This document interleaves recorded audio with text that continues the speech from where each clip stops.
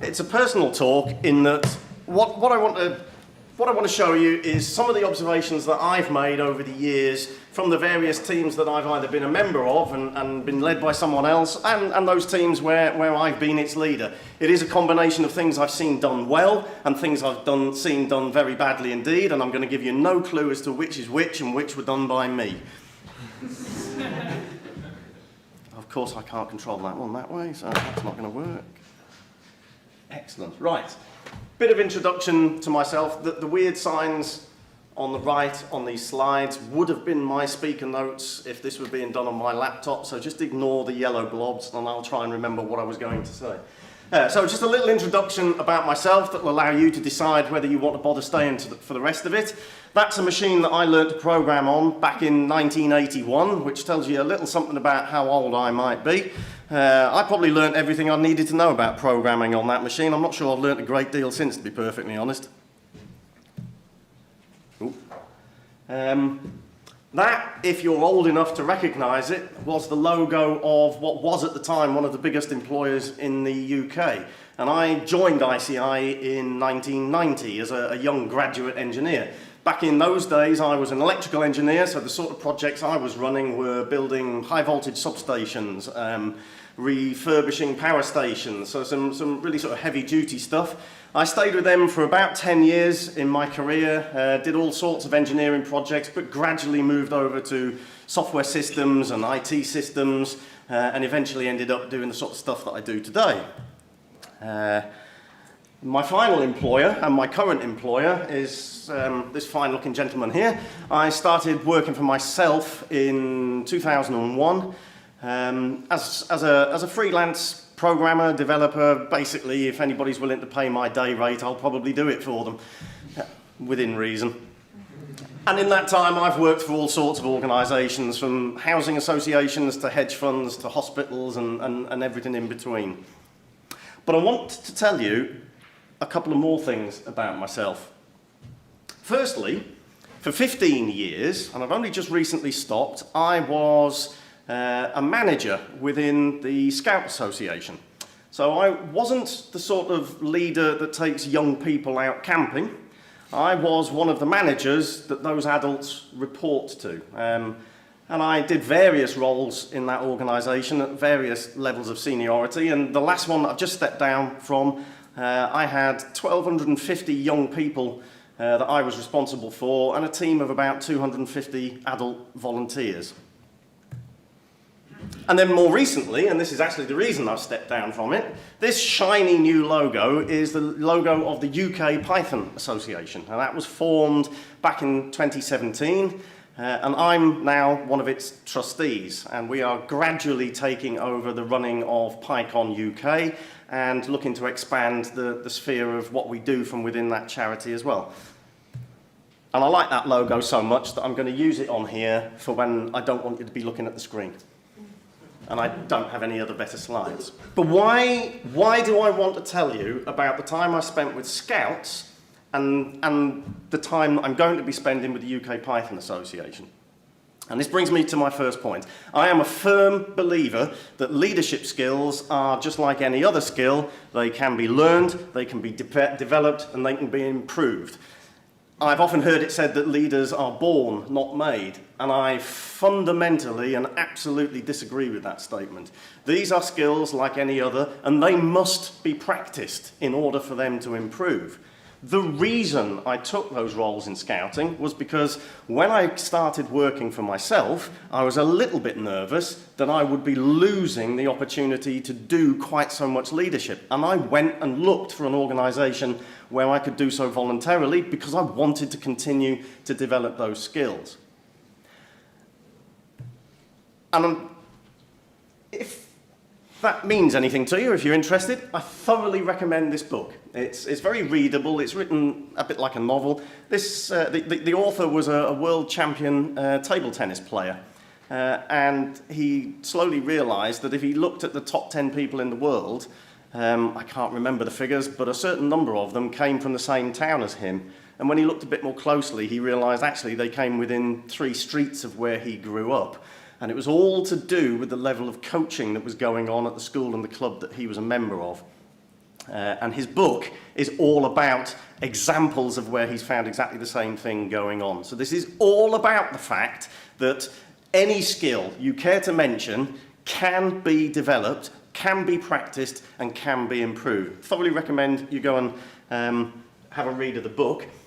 And my suggestion for anybody that's interested in developing their leadership skills professionally is to find opportunities outside of work to go and try them out. At first, you'll be applying what you learn at work to what you're doing voluntarily, but you'll be amazed at how fast it turns around the other way. In a volunteer organisation, you're probably going to get promoted a lot more quickly, and you'll have the chance to be operating at a far more senior level. And I'm going to have to do a sneak peek at what my next slide is, because I haven't got my speaker notes. Right, okay. What we're going to come and talk about next... What I want to talk about next, the next point I want to, let's say you are new into a leadership role of a team. There's lots of different ways in which that might have happened. You could have been promoted, you could have been voted in, depends on the organisation. But one of the things that I've seen in so many cases is that there is very often somebody, or more than one person, who doesn't like the fact that you're in charge. Now, it might be because they wanted the role, it might be just that they simply don't like you, they might disagree with the direction you want to take things, it can be all sorts of reasons. But it happens regularly. In fact, my observation is it happens more often than it doesn't. And that resentment is poisonous, and it will kill a project if it's left unchecked. And so as a new leader, for me, it has to be dealt with, and dealt with early on. And there are 3 strategies that I've seen work. Firstly, show them the love. So find whoever this is, flatter them, ask them for help. Find some problem that you tell them, it might be true, it might not, that they are the only person that can fix for you. Find some problem that they have that you can fix for them. But show them the love, win them round, get them on your side. Second strategy, pick a fight with them. Find something where you know they're going to disagree, pick the fight and win it. Make sure they know you want it, make sure everybody else around them knows you want it, make them very, very nervous of picking a fight with you ever again. It's a slightly more dangerous strategy, because if you lose that fight, you're sunk, and you're probably sunk for the term of your leadership. But it can be very effective if you prepare the ground properly, you pick your fight carefully, and you make damn sure you win it. And the third one is get rid of them. Now, that's more difficult in some organisations than in others. Some cases it's not even viable, but in a lot of cases it is actually the only way that's going to work. Now, I call these 3 strategies schmooze 'em, bruise 'em, or lose 'em. But the real point I want to make is most of us will naturally have a tendency to one end or the other. Some people really don't like conflict, and they would want to show them the love. Other people relish the chance of a fight, and that's where they'll go first. The problem there is it can take a long time to deal with this problem if you've picked the wrong strategy to start with. So my advice is think these 3 through and consider which is actually going to be the most effective, which isn't necessarily the one that you're most comfortable with. Again, I'm going to have to do a sneak peek. Right, here we go.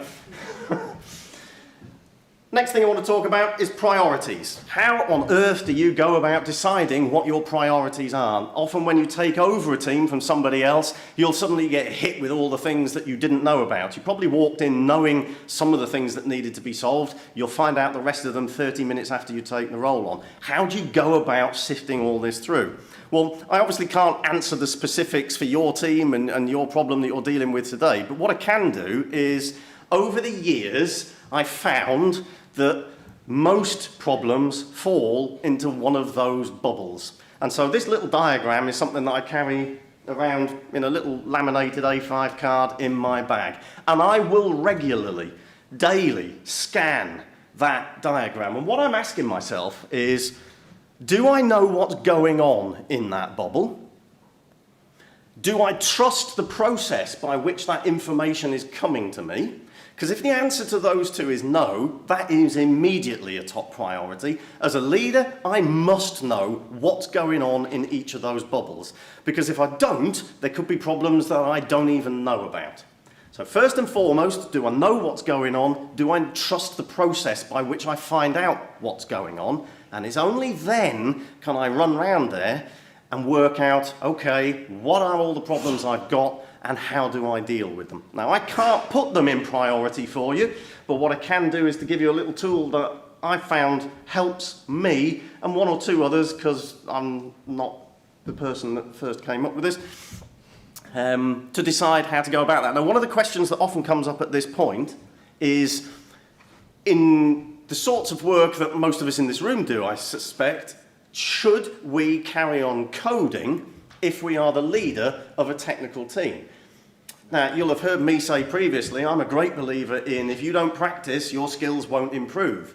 So I'm going to say, well, yes, if you want to continue to be able to code, then you need to practice it, and that means you need to keep on doing it.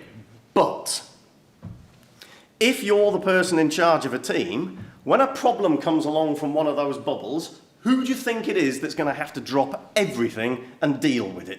Well, it's you. So if the code that you're working on is so vital to the delivery of your project, then you're stuck when whatever this problem is hits. And so my advice here is always, if you have the ability to do so, make sure your coding as the leader is something in the corner that can be dropped. It doesn't have to be delivered tomorrow. It isn't vital for the next release. It can be dropped, it can take a back seat, and you can come back to it later. Right. I'm trying to rattle through it because I'm conscious we're a bit short of time. I want to talk a little bit about leadership styles. Now, again, this isn't my material. You can look online and you'll find lists that look very similar to this. But what they're trying to say is that there are various ways in which you can go about making decisions in your team. So at the top, you've got dictatorial. That is, you're the leader, you make the decisions, and nobody else even gets a say. And as we come down the list, paternalistic is where, yeah, you're in charge. You'll listen to what everybody else has got to say, but you're the one that's going to make the decision in the end. Consensual is where you will attempt to seek consensus and get everybody with you, but it's your call and you will make a call if you need to. Democratic is where you have a voice and it's equal to everybody else's. You have no more and no less voice on the team. And then finally, hands-off is where you don't even give yourself a vote. So your team makes the decisions, you just oversee the process by which that's done. Now, you'll see things written where they suggest that you should find your leadership style and learn to work with it. Absolute nonsense. Absolute, utter nonsense. Let me try to show you why I might think that. Here's what I think is a far more useful tool. So we've taken those styles and put them on the y-axis. So you've got the dictator at the top and the hands-off observer down the bottom. But let's plot something else. Let's plot the level of expertise. Now, this is a relative measure. This is how expert are you as the leader compared with the people that you are leading. So on the left-hand side, we're saying you are a complete rookie. You know virtually nothing compared to the experts around you. And on the other side, you're the expert. They know virtually nothing, and you are the one that holds all the knowledge. Oh, that's all right, doesn't show up on this screen. So, the sweet spot of where we should be operating in as leaders is somewhere in that green area. The more you know relative to the people around you, the more you should be dictating those decisions. The less you know relative to the people around you, the more you should be handing those decisions off to them. And so, for me, it is not your personal style that you need to find. It is what is appropriate for the team that I'm in. I can't remember which order I was going to do this in, so the slides might go a bit awry here. However, my observation from the sorts of technical work that we do is that even that's not good enough. It's not enough to say, What is my level of expertise versus my team? Because actually, I found that this changes day by day, depending on the topic that's being discussed. I've even had examples where this has changed during the course of a conversation with one individual. As we move topic, our relative expertise shifts like the wind. So you might have been able to pick a sweet spot in here on the sorts of projects I was doing as an electrical engineer, and you could live with that sweet spot for the whole duration of the project. Not in the kind of work that we do. You're moving up and down in here daily, hourly, even within the course of a few minutes. My piece of advice is, if you find that you're doing that, just be very careful hopping from one extreme to the other in one hit. The people around you will likely find that very confusing, and they'll wonder what on earth your behaviour is and what's driving it. So if you find you do need to shift, try to do it gradually, one notch at a time. Quickly, I want to look at, so what does the behaviour that's not in that sweet spot look like?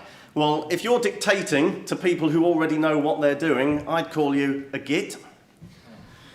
If we're down in the other corner, you're failing to provide your level of expertise and you're leaving people adrift, so perhaps we could call that subversion. Very, very quickly, I want to talk about process. I know this slide is a bit wordy, but the copyright says I have to put it up like this. But what I actually want to draw your attention to is the very first thing on that list. And that is the authors of that Agile Manifesto said that they value individuals and interactions over processes and tools. And they chose to put that first on the list. And I think they were spot on right. My observation on process, and you as the leader will be in charge of process, is that too many people think they know all about it. They think they're a grand master in some agile technique or other, and all projects should be run in that way. Complete rubbish.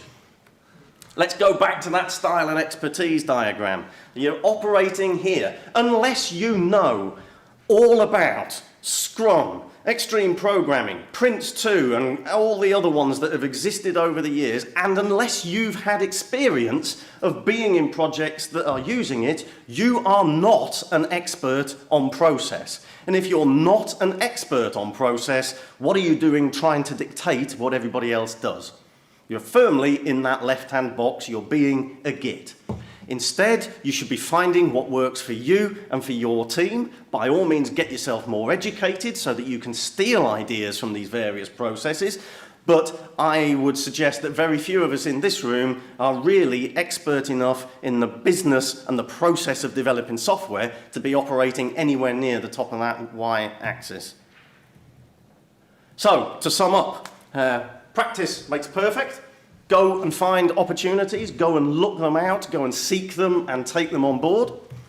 If you find you have to deal with a resentful member of your team, then it's schmooze them, bruise them, or lose them. Choose one carefully. Don't just go with the one that you naturally fit with most easily. Priorities. You've got to deal with the fact that the unexpected will come along and you're the person that will have to pick it up. So don't make yourself so indispensable somewhere else that that is itself a problem. Style, one notch at a time. Be aware of the fact that your behavior will have to change over time, sometimes very rapidly. Try and keep the swings from one extreme to another to a minimum. Move carefully up and down. And process, don't be a git. Thank you very much for coming to listen to me. It's always very nerve-wracking when you stand up and you've had a talk submitted and accepted and you wonder whether anybody actually wants to bother listening to what you have to say. So it's great to see you all here. My contact details are there and I'm around for the rest of the conference. Please do come and have a chat. And thank you, Owen.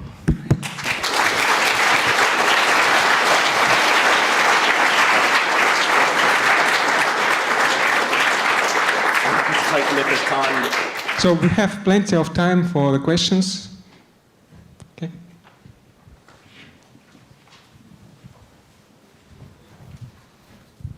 Thanks, Owen. That was really interesting. There's a real danger when you're deciding which strategy to use with someone who is the potential problem, as you indicated. How does one judge which strategy to take, because if you make the wrong one, it's going to backfire on you and would leave you in a worse position than before, potentially. Yeah, and that is very definitely the case for each one of those, because the danger with getting rid of someone is obviously you've just shipped a load of skills straight out of the door that possibly you didn't even know you were losing. As I said in the talk, if you pick a fight with someone and lose it, you're in real trouble, and that's very difficult to recover. What's perhaps not so well noticed, people often think that what that means is we should always schmooze them. We should always try to show them the love. The danger with that one is that that can just fail to work for a long period of time, and that resentment just festers and festers and festers. And in some cases, some people will attempt to spread that poison. They'll recruit allies, and you've got a bigger and growing problem on your hands, and the project will just fail. For me, getting rid of them out the door is often driven by whether or not the organisation will allow you to do that. In a lot of organisations, that is just so difficult to do that it's not even worth thinking about. Actually, in a lot of cases, you may well have had to have picked a fight with them and recorded every last detail of it before you're even allowed to do that. In other organisations, it's a lot simpler. And so whether or not to pick the lose them strategy is organisation driven for me. The bruise them strategy really comes down to whether there is a fight that you can very definitely win and be seen to win. And if there isn't, you're stuck with showing them the love, hoping that it works, and possibly kicking them out of the door later on when you've proven to the entire world that it won't. Probably by having 3 or 4 fights along the way. Wonderful talk. I wanted to ask, and I kind of wonder, whether you explain this to the team that you are leading, you know, that then they kind of understand, for example, once you are going from Git to Subversion, hopefully not, but you know, on this axis that you are actually flexible within your leadership style. As long as the resentment issue has been dealt with, then yes, absolutely. I would tend to keep this sort of stuff to myself if I've got that sort of issue to deal with when I first take a team on, because all too often, if somebody's already got a problem with you, they'll use anything to try and attack you. And by showing that you want to do this sort of stuff, it's almost invariably new and it's different, and there are certain individuals that will just take that and use it as part of their ammunition and just make your life more difficult. So yes, I would, absolutely, as soon as I can, and that means the resentment, any resentment issues have been dealt with and cleared out of the way. But yes, absolutely. Hi, Owen. I've only been like a leader temporarily in my life, and I always have this problem actually multiple times that you have people who are like longer in the company or like just more experienced, and like you have rookies themselves, and sometimes rookies have very flexible attitudes to some rules and so on, but general pattern for me is not that they dislike you as a leader, but they dislike each other because they have different attitudes to, I don't know, to code style, for example. This actually happened to me. And what do you do if they start fighting? Like, and if you don't step in, obviously soon enough they both hate you as well because you don't do your job, right? So how do you solve the problem of people not hating you but hating each other, right? You don't want to fire both of them, right? Yes, I've unfortunately dealt with more than one team where there were collapses of marriages within the team, let's say, for all sorts of reasons.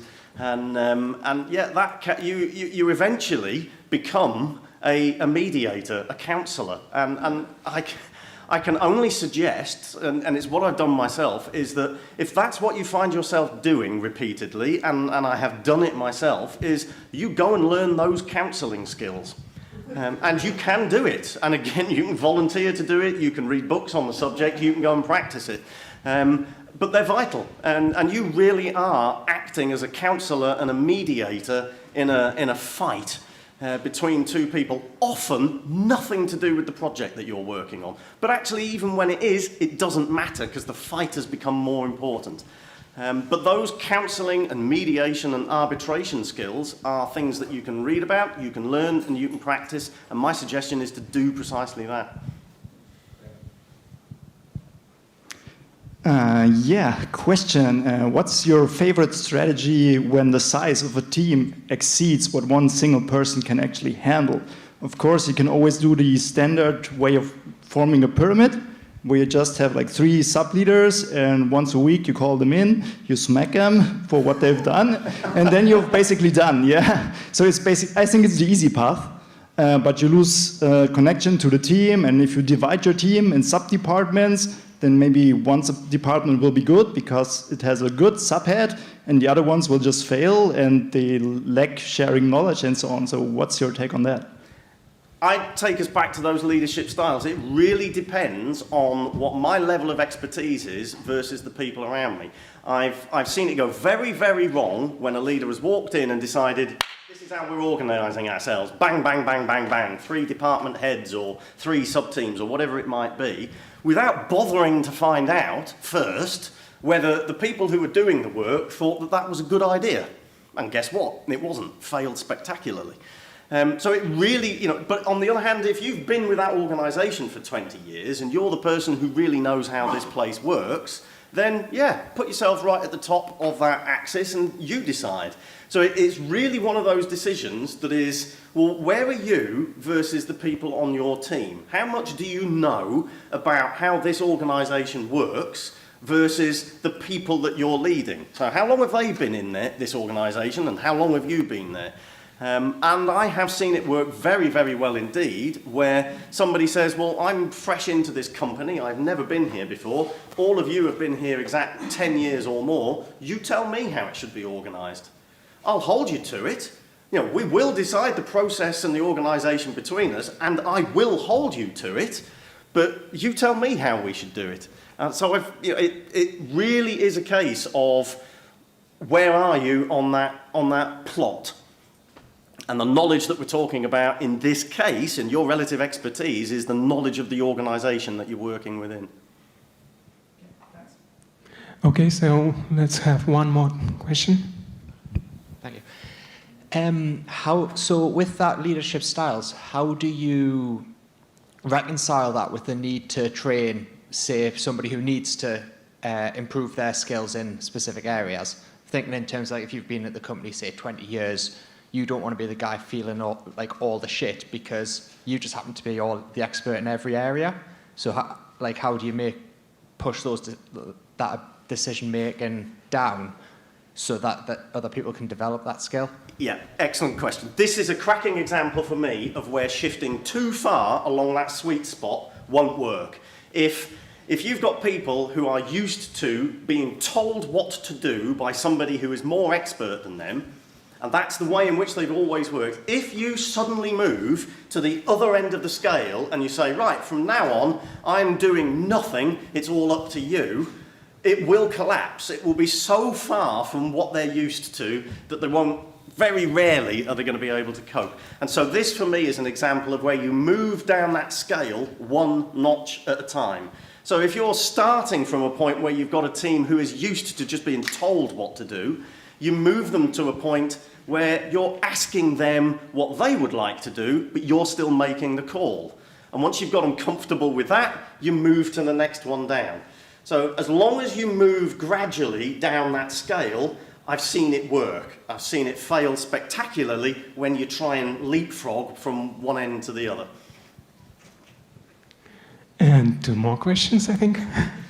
So going back to the fights amongst the teams, what if it's more passive?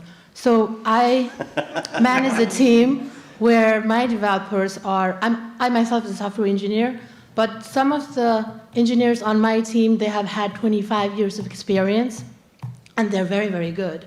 And they get job done quickly, efficiently. And some of the other team members are recent, like 5+ years of experience, and they're very,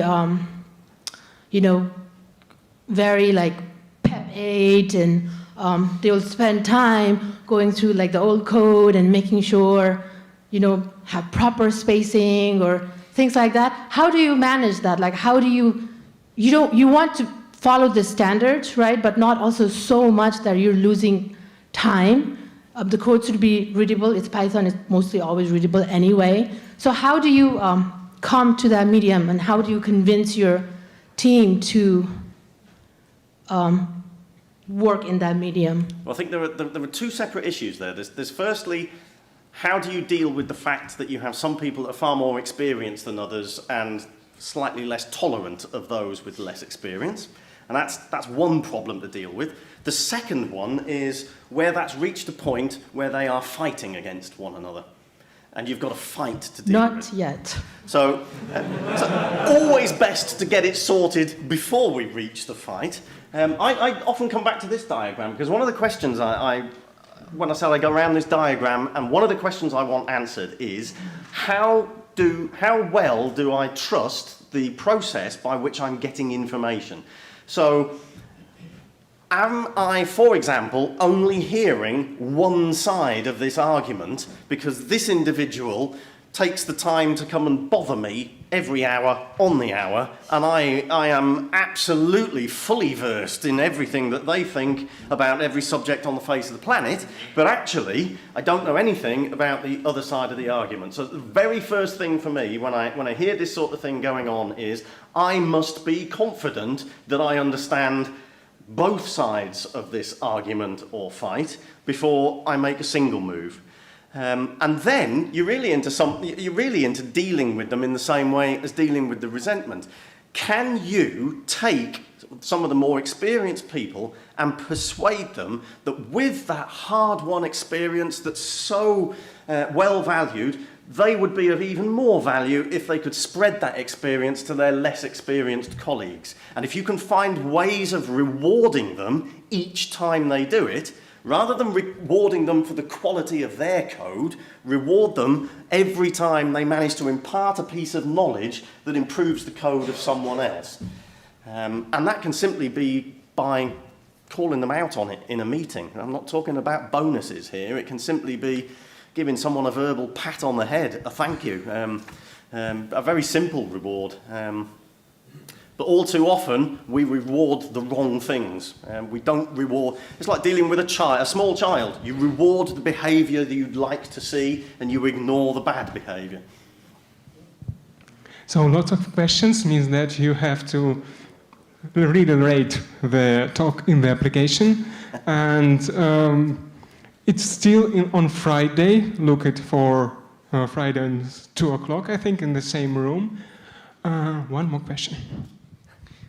So, by the way, just to answer yours as well, but the PEP8, if people are complaining about that sort of things in code reviews, I used YAP for code formatting, no more. The question for you, one-to-ones, what's your style? Do you like, how's it going, the status of the project? Do you do like more personal level? Depends. It really depends on the organisation that I'm in, to be perfectly honest.